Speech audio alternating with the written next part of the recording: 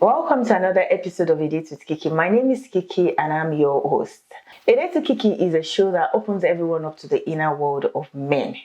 The purpose of this date is to give men a platform to reform the world's view about the male gender, mentor each other across the globe, and give clarity to questions fellow men and boys or anyone could be asking about men. And I've got with me to do justice to that today Olumide Ajayi, who is a motivational speaker, an author, and the founder of Renewed Mind Concepts. Hi, Olumide. Olamide. Yeah, that's right. How are you doing? I'm very Welcome. well. It's so good to have you here. Similar. Thanks a lot. I like your face cap. King. I should have had one. Queen.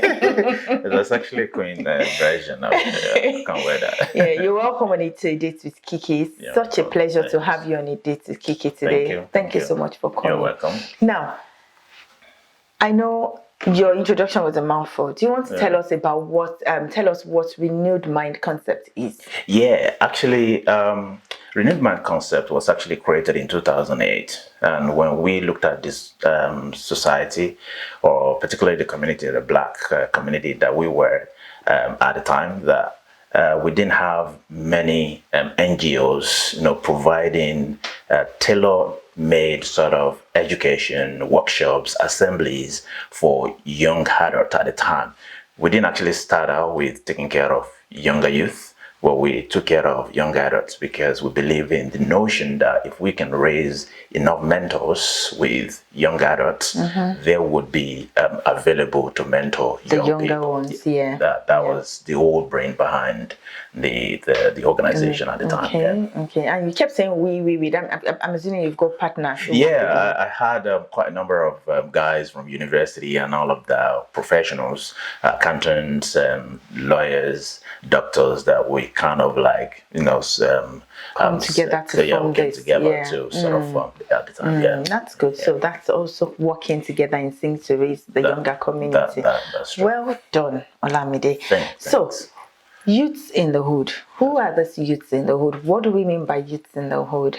Yeah, these are young people who have a penchant for a difference. They have noticed that they've got to do things quite differently so that they could be noticed. And they have a sense of passion for success. And of course, like I said, a difference. And so they've carved a niche for themselves, which is to hang out with certain type of people, dress in a certain way, and have their own slogans, their own language, and also move with certain girls, and creating a sense of impotence, but in a very wrong way. And so these are what you call in some layman language or term as youth on the streets. But really, the coolest phrase is youth in the hood. Okay. Right. Wow, thank you very much. And I like the way you've put it, that they come together to create some kind of importance, maybe creating their own world the way they know how to do that. So, now we're going back to your childhood, or when you were a youth as well.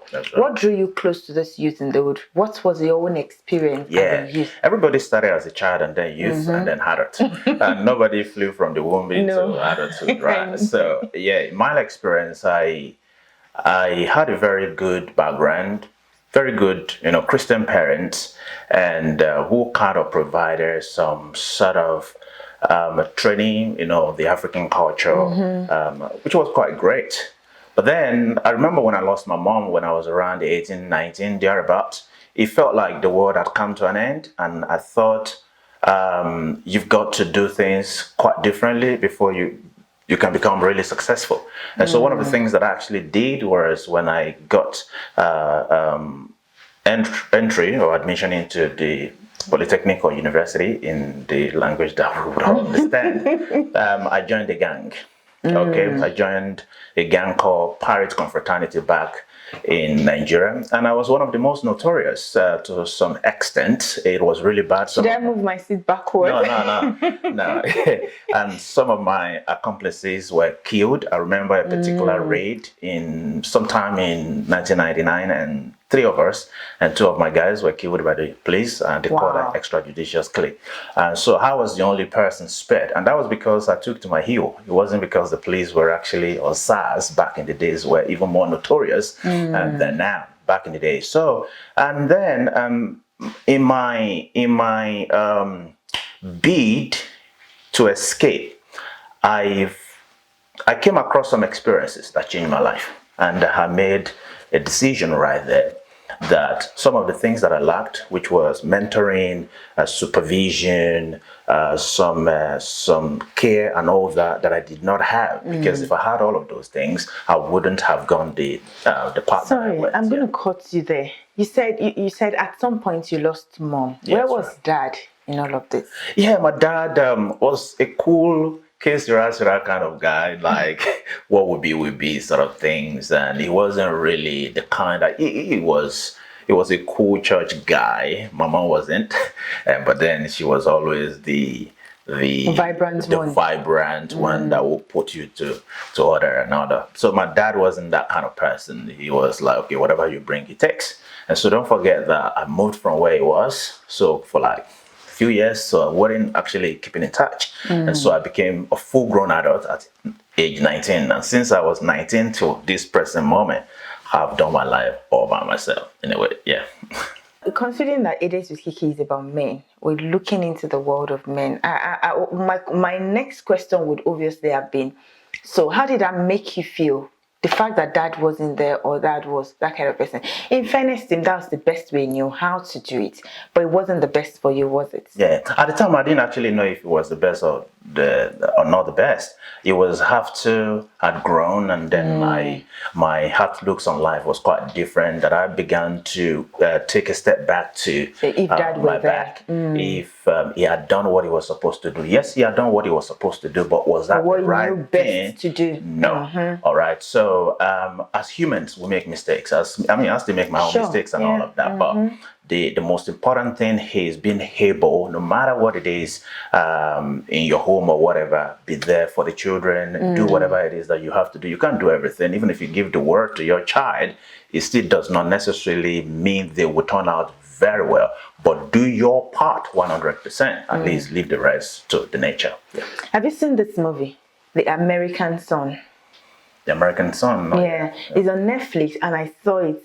Well, I always do movie nights for myself and my husband if he's there every Friday night. And I saw The American Son on Friday, and this exactly what that movie was about. If you start watching the movie, you would think the movie is talking about gangs and boys, but it was talking about the role of a father in the life of a child. Yeah. And one thing I took away from that movie is, for men, even if you walk away from mom, do not walk away from your son. Children. It's very important. Well, that's a bit of a digression there. And back to you, Olamide. I just thought to keep that in because it just kind of correlates with what you just said.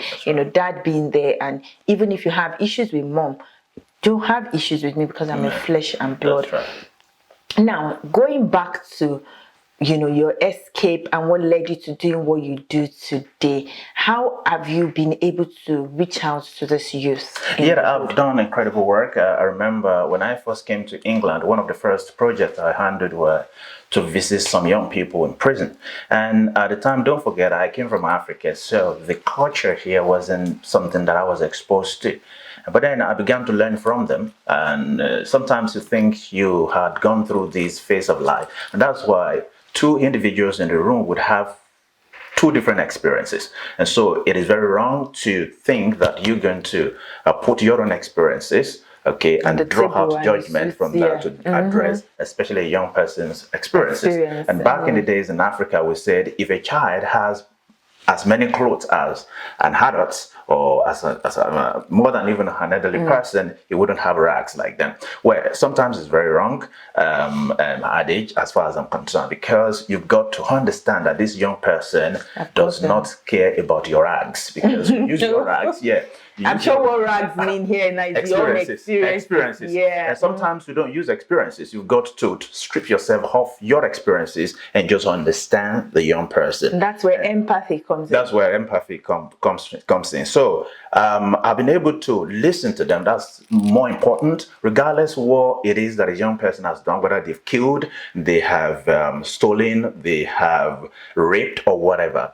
Because I believe that every young person that I come across, particularly from the Black minority, has intrinsic desire to live well. Most of the young people, how they're killing, they don't have, many of them, when you come close to them and you have a meeting with them, 80 to 90% of them are broken. 80 to 90% of them want to do well. 80 to 90% of them don't want to pick a knife from the kitchen and go stab their friend. They believe that that knife is meant to be in the kitchen to cut vegetables and not to cut human flesh. All right. Yeah. But what it is that happened between that time, knowing that knife is meant to cut the vegetables, and now to a place where they use it to cut human flesh, something transpired. And that is where we need to focus on. And by listening to them, it gives me an opportunity to understand that person. I can't change all the youth in the world, and I don't even want people to know me, but one at a time, every young person that I have contact with, I sit them down, let's go around the table, have a dinner together and have a conversation, because they're looking for mentors, someone that will talk to them and change their perspective about life. Thank you. I don't even know what to say now. But that's really interesting, you know, being able to listen to them. And I like what you said, you know, being empathetic, empathizing with this youth, because they have the mindset inside of them. They want to be great. It's the know-how that they lack. Thank you, viewers, for staying. So we'll take a very quick break right now and we will be back shortly. Don't touch the dial.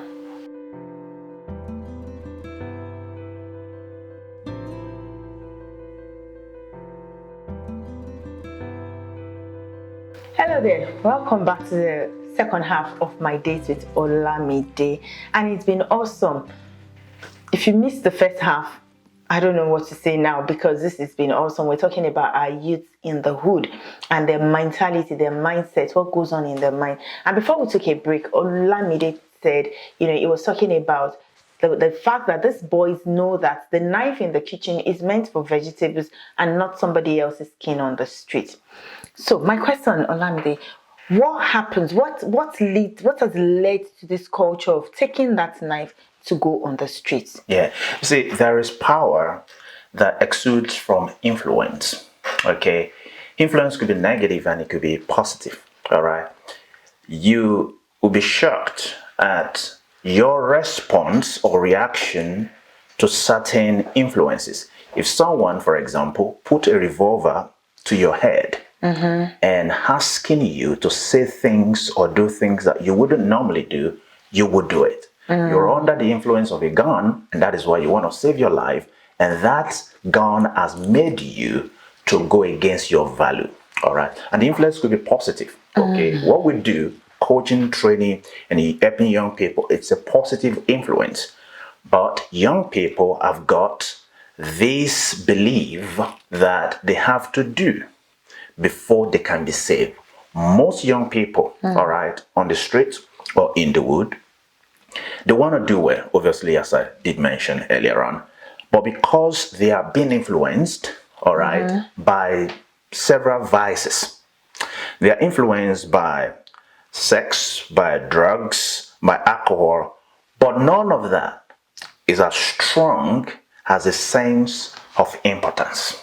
You see, every human, and that's the way we have been made, that we express, we yearn for importance, all right? And so that is where, when you're treated less than who you are, you want to walk away from that environment if you're a peacemaker. But if you're not a peacemaker, you want to fight back because you're looking for that, you know, that sense of importance. And so young people have been shackled, if I may say, to believe that if they don't do what their peers instruct them to do, or influence or trying to influence them to do, they will be left far behind. On So the for ladder them, of importance. yeah, of importance. And for them not to be left far behind, they have to do. And that is why when you look at a young person that has been initiated into the gang, at first they are novice. They can't do most of the things that they end up doing, because at first they are called vegetable or a Greek. They don't know much. They call them a Greek. So they don't know much. And because they are very, very innocent people. But again, the society has made it. And that the government is trying and all of that. But the problem with the government, and the problem with perhaps the police, that is prejudice, don't forget. And there is this lack of dealing with young people the right way. And the good thing that is happening across United Kingdom right now is that micro organizations Are springing up. like some churches, some maybe mosque and all of that are springing up and providing training and coaching and supervision, mentorship for young people, and they are getting better. So why is it that these micro organizations are achieving what the government cannot achieve? We are the government. Yeah, I would say we are the government. So absolutely. probably that's why we're doing what we're doing. But yeah, I agree with you, and I see that I see so much sense in what you've said. So basically, what we're saying is this culture is growing because these people are mentoring the younger ones, whichever way, the hard way or whichever way to do the right thing. But again, you said part of what is leading to this culture is a sense of importance, because fine, sex and all of those things, they want to, it's part of the influence, but that's, I want to be important, is very, very key as well. So I'm assuming that these people that are grooming them are also giving this younger, what did you call them? Novice or no? Yeah, a Greek. A Greek. Yeah. They're giving them this sense of importance that they lack. Right. Yeah. Well, you should know that if a young person cannot see or catch a glimpse of a role model, okay, they can't find a role model around them, they turn to MTV Base and some other channels that expose them to how life ought to be. You see, young people gravitate towards success more than anything else. Particularly in the Black community, we'll have a lot of successful people, but most successful people we have in the Black community keep their wealth to themselves. All right. Or their knowledge. Yeah. Well, knowledge as well. Yeah. So they don't really, young people don't really see many of them around us. Okay. And most of these young people grow up in certain neighborhood where success is either impossible or has gone on holiday. And so they look at their mom, who is not successful, and the dad, who is not successful, and they tell themselves, probably convince themselves, that I don't want to be like this. And so the dad went to university and graduated and is working and is as broke as everything or anything else. So the same as mom, they walk back to back and there is nothing to show for it. And that boy wants to break that genes. He does not want to stay poor the same way as his parent. And so he has no education. He does not have any introduction into how to become successful without having to get engaged in some sort of unscrupulous activities. And so the only thing that is presented to him now by the Capones is crime. When you sell drugs, when you sell drugs and kill and all of that, you've got to get this huge amount of money. And these are not mere promises, okay? These are not promissory notes. These are things that they see around them. They see examples of a 19 years old who is driving an S-Class. You see a 20 years old who has a Mercedes and BMW. You see 25 years old who has a Rolls Royce. And so they see this success smelling all around them. And they tell themselves, I don't really care, because that's the thing. Young people don't have consideration for consequences. Okay? All right, they don't. They don't see the future. The future they see is, because every young person believes that is going to stay young forever. They don't have projection that 10 years down the line, I'm going to be 35. You know, 20 years down the line, I'm going to be 45. They think about now. Sorry. Yeah. So young people, as I did mention, don't have consideration for consequences. So it is about now and what they do now. And so give me whatever it is that that other young person has done, I'm going to do it so as to be able to get what he has gotten. And so it's a dangerous assertion. It's a dangerous belief. It's a dangerous way of looking at life.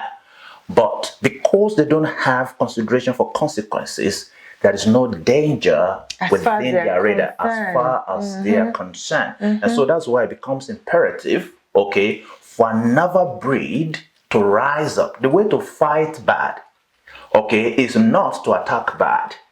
The way to fight evil is not to attack evil. The way, which is the way the police have been doing it. The way to fight evil is to raise or create good, and then blow the good out of proportion so much that the influence of the good has shrunk the existence of the evil. Now, the media has focused, okay, their lens on the activities, the bad activities of young people. But we're not providing an alternative of, okay, the good of some young people who are entrepreneurial at 17, some 16, 15 years old who are selling candies and they're making £300 per month, £200 per month, selling magazines for local newspapers. They don't consider all these young people. And the more we speak less of good young people who are doing good, the more the evil. This thing you say that what you focus on magnifies. Yeah, exactly. It is not that the country is so bad that all our young people have turned evil. No, it is just that the media, including whatever, we are focusing on the wrong thing. And young people, I was with a group of young people many years ago. One of them went to prison. And so I was then talking to the rest of the girls and the guys. They were like, oh yeah, I think it's better to actually go to the prison. And I thought, wow. And then they started to itemize the benefit of being in prison. In prison. You get 3 skirt meal or 2 skirt meals and some other things. And I'm like, wow, that is a mindset. They have a particular outlook on life that is not congruent with normality, normal way of existence. So how do we do it? Should I then start attacking them? No. It is to start educating them, accept what they have said as well. That's your own way of thinking. But how about this? Then show them a different image. That way. Okay, now before we go into how to educate them and all of that, where would you say, I don't know how to put this, is the home or the society, is it the home of the society that holds the responsibility, to change their view to life? Yeah, why that question is quite difficult to answer, because you have to consider statistics. Okay. I've seen many homes where the dad, the mom live together. They are the most moral individuals you could think. They got everything going for them, and yet they have a child who is turning very bad. And then you're asking, who has changed that child? It is the society, obviously. But then you see a very dysfunctional home, and a child is coming out of that home becoming something. What changed that child? Not the home, obviously, and not the society. Maybe that child has decided to just live life the right way. And so it is down to 3 things. The home, the society, and the child also. And so this is where education becomes really important, so that the home is educated, the society is educated, and of course the child also is educated. Until these 3 entities meet or gets converged into a room where they're educated, it does not matter. Have a good home. It does not change society. Good home is good because society is home, home is society. I was going to say that exactly. Absolutely. Because the home is what makes a society. The truth is that there is no way we can have 100% successful homes. Okay, we're still going to have 1%, 10%, 20%. But that 1%, that 10%, that 20% can cause a huge havoc on the remaining 99%. 99%. And so then it becomes imperative that home is educated, the child is educated, of course, the society is educated. Okay, we've heard it all, and we've not finished. We're definitely going to come back with Olumide, because there's something you talked about. I know we've been hearing the word success a lot, and a lot of the times I'm one of those that say success is a relative term. It depends on what you mean by success, but we're not going to go into that now, because we have to draw the curtain here. And if you don't mind, I'd like to bring you back. Yeah, Particularly definitely. to come and talk about this, this mindset of success and how we can educate the youth. Remember, we started that. That's right. How we can educate them. What else? What other options have we got for them out there? And how do we come in as parents, as adults? Because, like we said, we are the society. That's right. How do I come in as a society to help the younger generations, particularly our boys? That's right. Thank you very much, viewers, and I'm sure you would agree with me that it's been a very beautiful date with Olumide. Thanks. Please come back again next week, because I promised to bring Olumide back, and we will have to finish this. He's got to finish what he started. Thank you. I'll see you again. My name is Kiki, and stay tuned. Bye.